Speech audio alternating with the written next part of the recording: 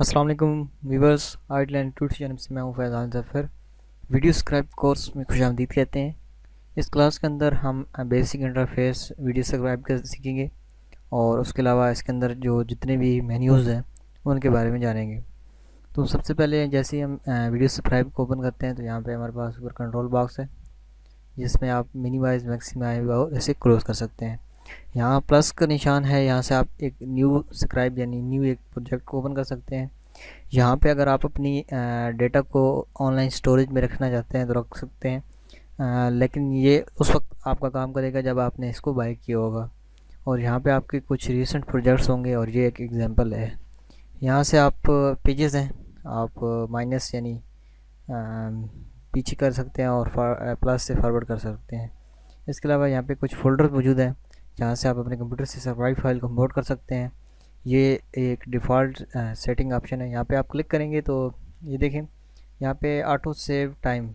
तो यहाँ पे आप इसको 2 मिनट कर लें या 1 मिनट कर लें, क्योंकि ज़्यादातर ऐसे होता है कि वीडियो सब्सक्राइब क्रैश हो जाता है, बिजली चली जाती है, कुछ भी होता है तो आपका वर्क वो सेव नहीं रह पाता।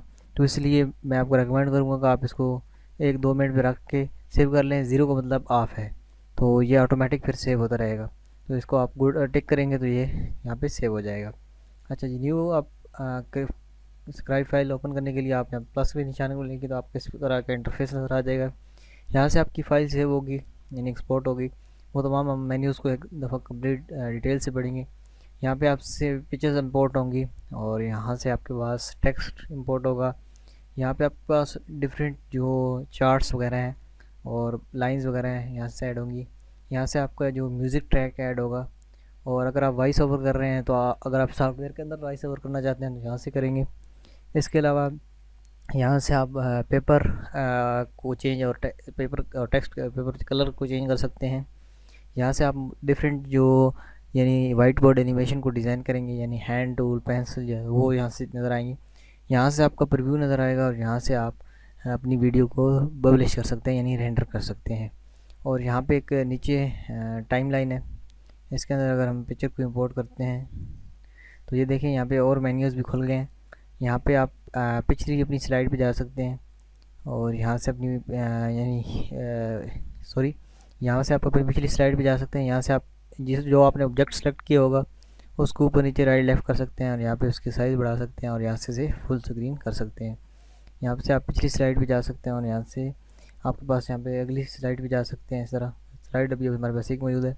इसके अलावा ये कटिंग के लिए इस्तेमाल होता है, ये कॉपी, ये पेस्ट, ये हाइड और इस तरह ये आपको जो आप अपना कैमरा सेट करते हैं इन तरह तमाम ऑप्शंस को हम डिटेल से समझेंगे।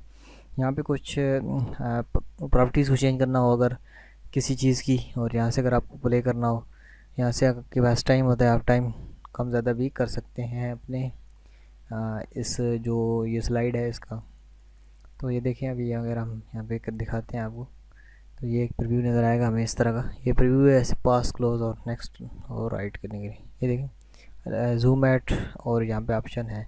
तो ये एक बेसिक सा इंटरफेस था, इसको हम कम्प्लीटली एक 1 बाय 1 अपने वीडियोज़ के अंदर सीखेंगे। सो मिलते हैं नेक्स्ट क्लास के अंदर, तब तक के लिए अल्लाह हाफ़िज़।